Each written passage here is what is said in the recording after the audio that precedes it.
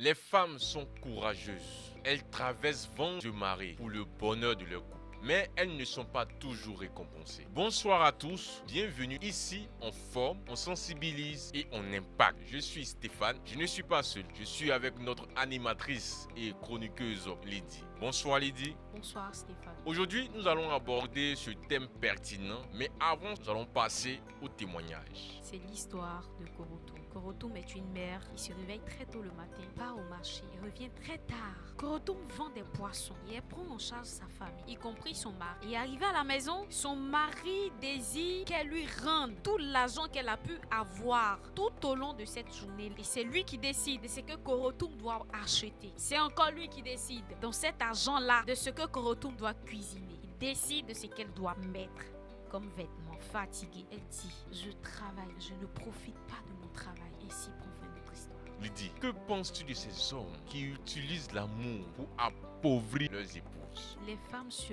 réveillent très tôt et reviennent très tard. Elles travaillent dur pour pouvoir nourrir leur famille. Et cet argent-là est remis à leur mari. Et l'homme trouve que c'est l'amour, c'est ce qui est normal parce qu'il l'a mariée. En réalité, c'est ça une pression économique.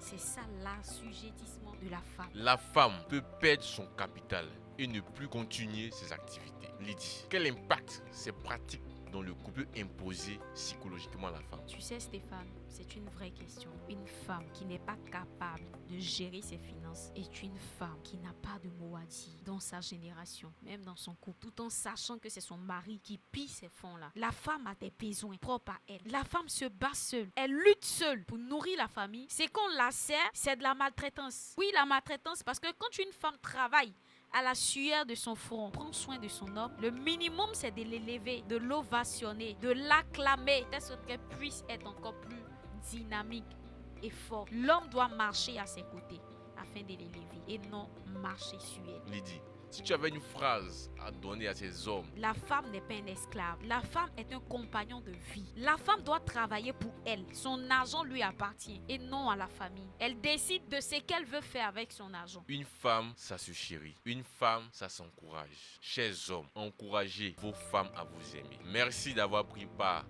à cette émission. Merci pour l'écoute. N'oubliez pas, abonnez-vous, likez et partagez au prochain programme avec Royal Dio TV.